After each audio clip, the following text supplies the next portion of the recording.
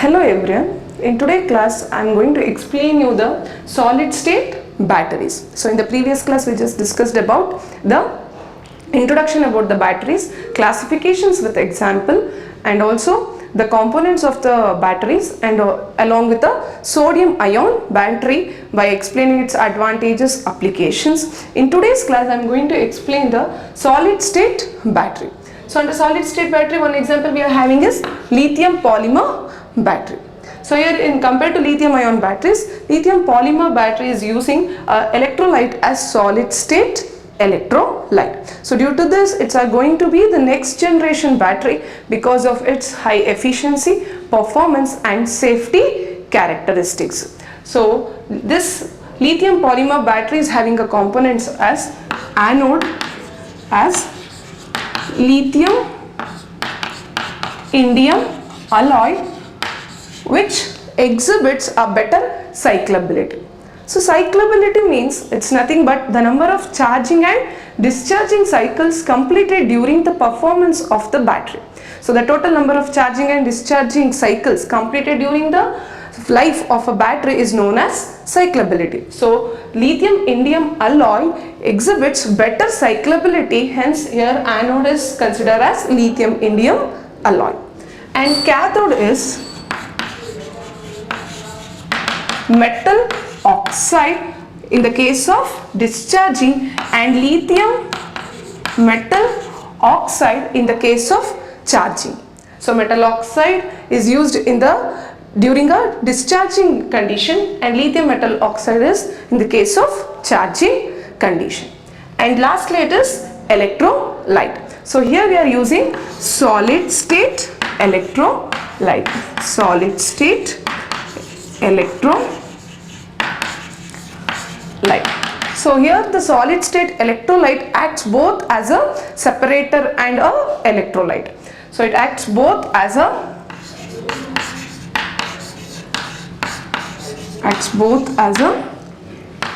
electrolyte and separator.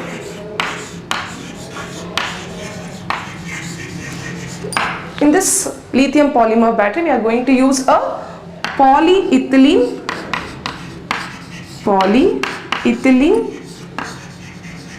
oxide as a solid state electrolyte. SSE is nothing but a solid state electrolyte. Here we are using polyethylene oxide as a solid state electrolyte, so which acts both as a separator and electrolyte. So by having this anode and cathode and so electrolyte, here we are having both acts, solid state electrolyte acts both as a electrolyte and separators. So here this solid state electrolyte or a polyethylene oxide has a good lithium ion conductivity. So it is having a good lithium ion conductivity and it acts as a bad electronic conductor and a bad electronic conductor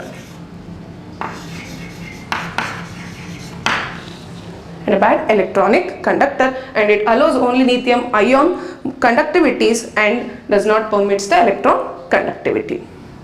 So that's why the anode, cathode and solid state electrolyte in the case of lithium polymer battery is as such. So next we have to consider the working principle. So in the working principle,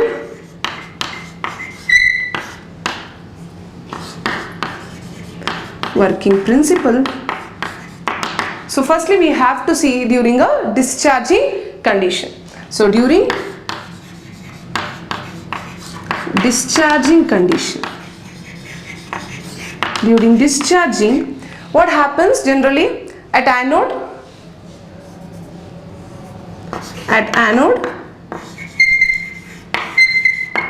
what happens, ion gets converted into lithium ion by liberating the electron.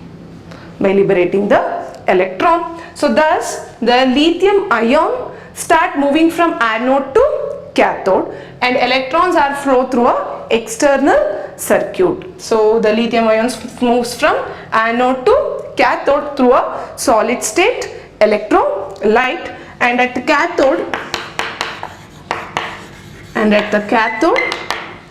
what happens at the cathode? Lithium ions gets reduced by accepting the electrons given by the anode. So the lithium ion gets electron during the reaction, and thus it's converted into lithium metal oxide.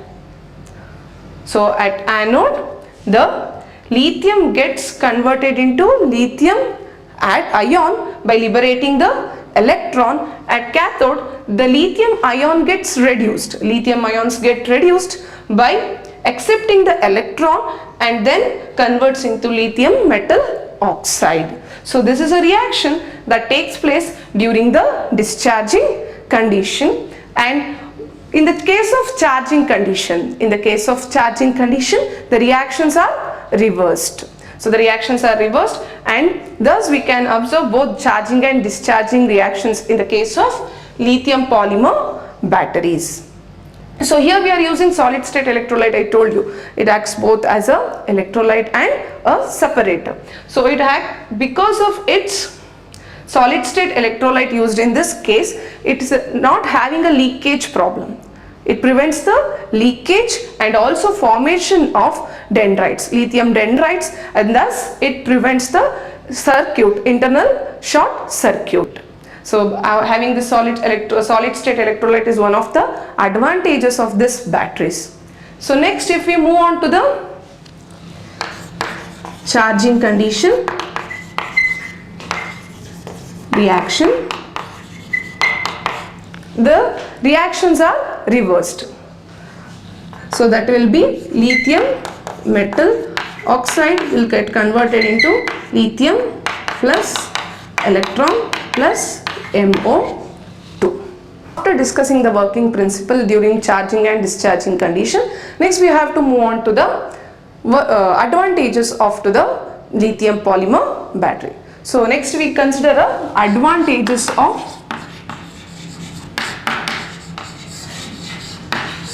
lithium polymer battery.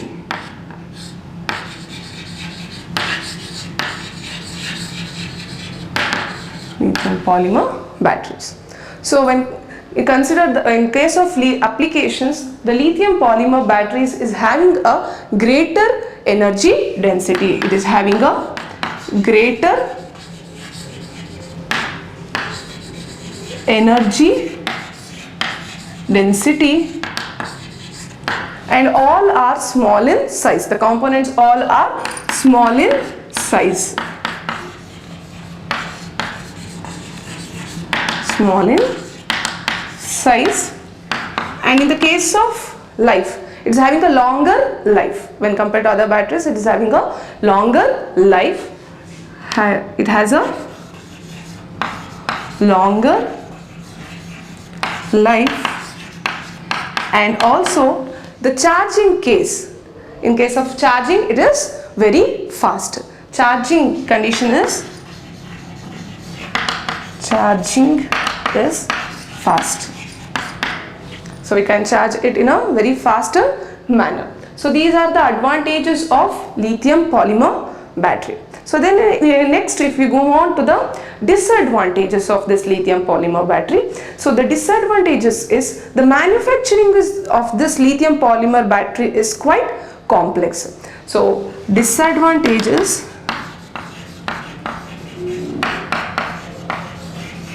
is, first one is production and manufacturing of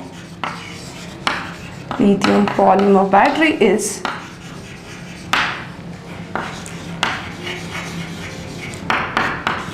are quite complex.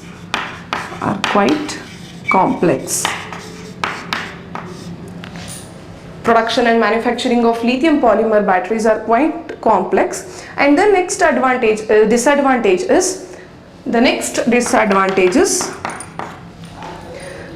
the researches are still going on for the selection of solid state electrolyte in the case of this lithium polymer battery. So for the having a better ionic conductivity of the battery, the selection of electrolyte is still going on, so it has to yet to discover. Hence this is also considered as one of the disadvantages of the battery.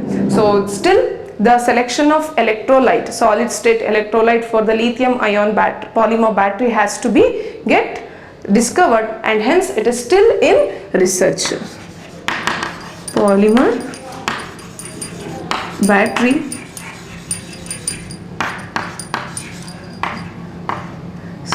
for the selection of electrolyte still not yet discovered.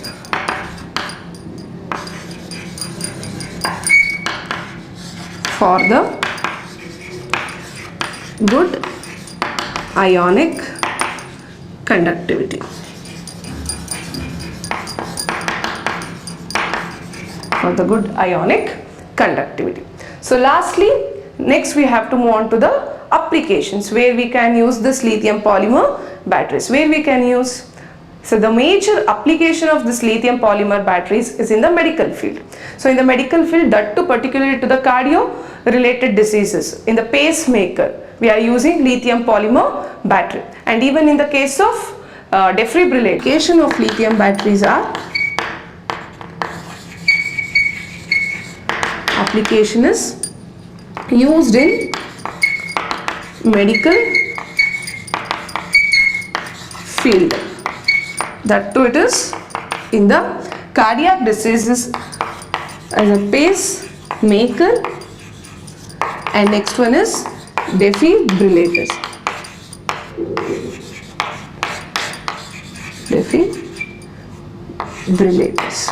So these defibrillators are nothing but the devices which are used to give the electric shock at the time of heart attack. In that instruments we are using lithium polymer batteries.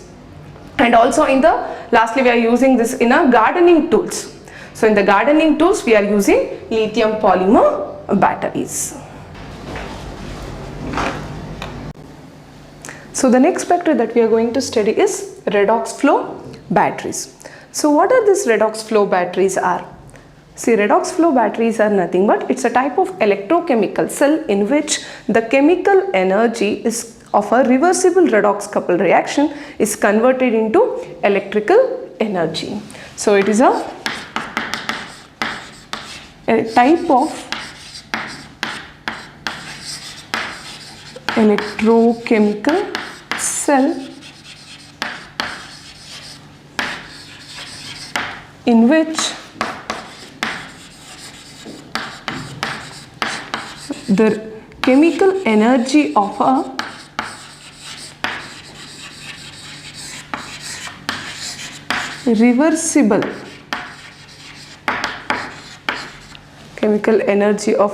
reversible redox couple reaction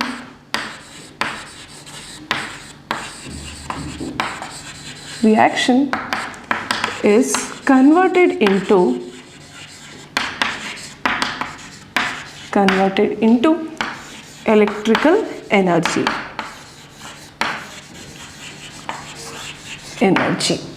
So far we have seen with the reversible reactions and redox reaction, but we have a couple reaction.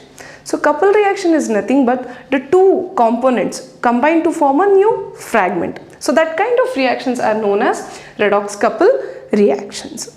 So after studying this redox flow batteries, one example is vanadium redox flow batteries. So now we will discuss with the vanadium redox flow batteries. The components of the vanadium flow batteries as such, it contains both cathode and anode. So where the cathode and anode both are made up of carbon based electrode. They are carbon based electrode, and here it have cathode electrolyte, anode electrolyte, and both the electrode are connected to AC and DC converters. Here the separator is present in between anode and cathode. Separator is present between anode and cathode. So we will now name the anode. So what is the anode used in vanadium redox flow battery? So anode used is vanadium, which is in the +2 oxidation state, has been oxidized to +3 state. So here it is a redox coupled reaction. As I told you earlier, it is a redox coupled reaction. So the components will be in a couple formation. So vanadium, which is +2 state, oxidized to +3 state in a redox couple.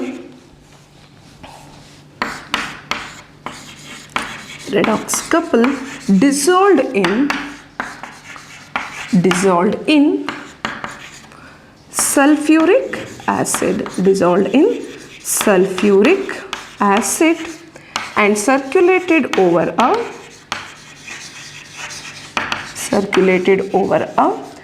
carbon based electrode.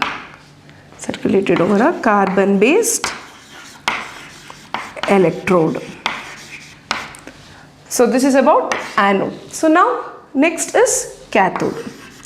So cathode used is nothing but vanadium, which is in the +5 state, has been reduced to vanadium in the +4 state. Vanadium in the +5 state has been reduced to vanadium in the +4 state, which is a redox couple in the form of oxygenated species.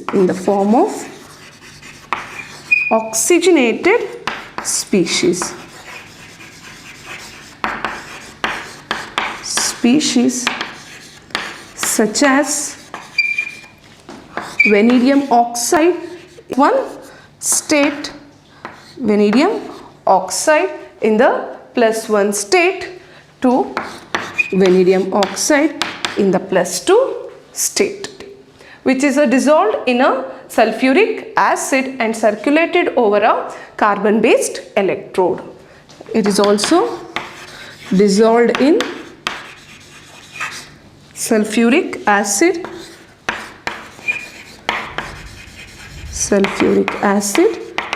and circulated over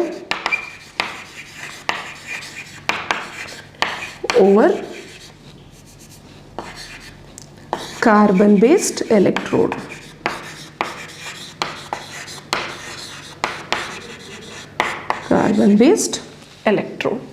So lastly, we need to concentrate about separators. So what are the separators we are using here? Is a perfluorinated sulfonic acid. Perfluorinated sulfonic acid, polymer ion exchange membrane.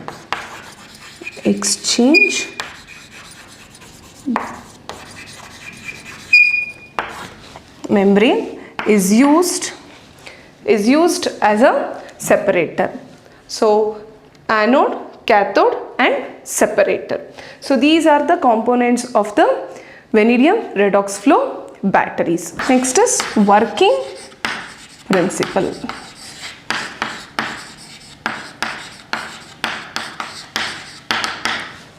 So during discharging condition,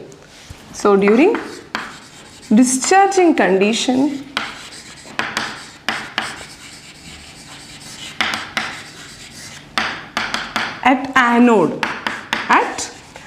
what happens? At anode, oxidation will take place.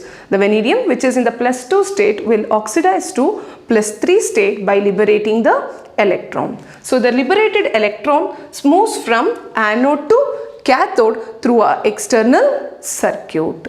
So here the electron liberated during anode start moving from anode to cathode through an external circuit. So here the vanadium is going to be oxidized and form a electron liberation. So at cathode, the vanadium usually in the oxygenated species form. So what happens? Vanadium oxide accepts the electron liberated during the oxidation, and thus in the presence of H plus ion get reduced and form a reduced product. So vanadium oxide in the +1 state, oxidated state, is being reduced to vanadium oxide in the +2 state. Here in the presence of H plus ion, the vanadium oxide is reduced along with the electron donated at the oxidation process. So thus the anode and cathodic reactions will take place, and here we have used carbon based electrode for the case of both anode and cathode. Carbon based electrode is used. For both cathode and anode we have used carbon based electrode. And then after anode and cathodic reactions takes place, if we go for the charging condition, what happens during charging condition? During charging the reactions are reversed. During charging reactions are reversed,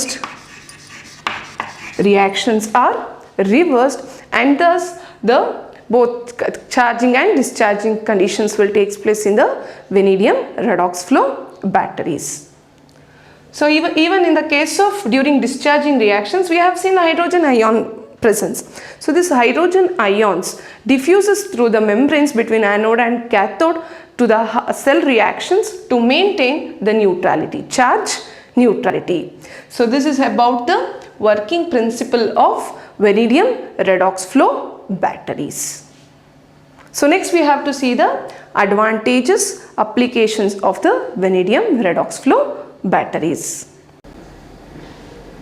So nextly we have to see the advantages of this batteries. So what are the advantages of this battery? So it is having a longer cycle, charging and discharge life cycles. It is having a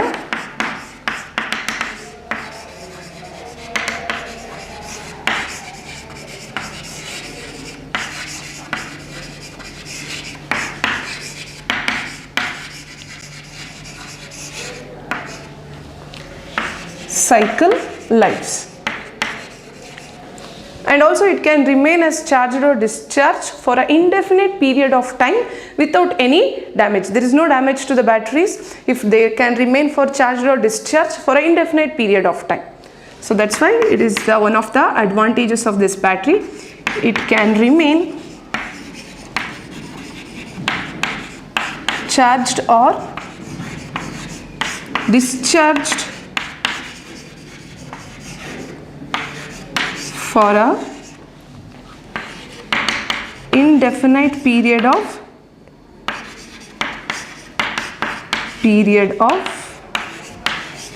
time without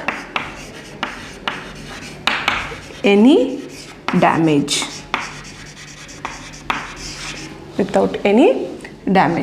And lastly, the electrolyte used here is a safe and non-flammable electrolyte. So the electrolyte used is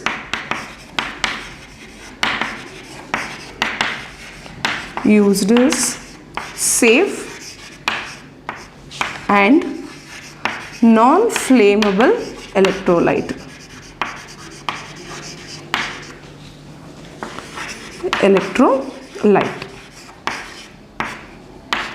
These are the few advantages of the vanadium redox flow battery. And lastly, we have to go with the applications of this vanadium redox flow battery. What are the applications of this vanadium redox flow battery? So one is, it is used as a storage devices. So application is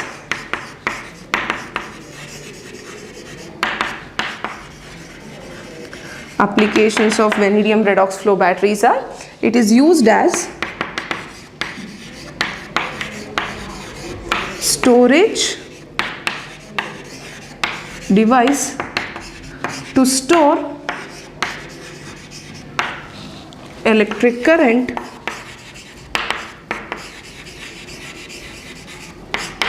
for a longer time.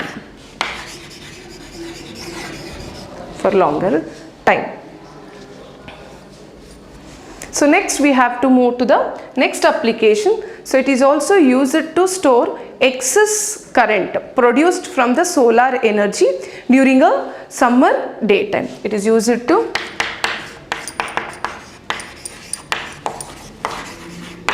store excess current produced from solar energy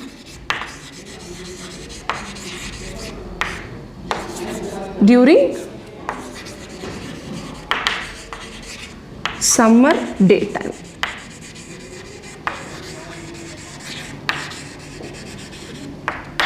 During summer daytime. So these are the two applications of this vanadium redox flow battery. One is it is used to store the device or a storage device to store the electric current for a longer time, and then it is used to store the excess current produced from the solar energy during a summer daytime. So this is about the redox flow battery or the vanadium redox flow batteries, construction, working, applications and advantages.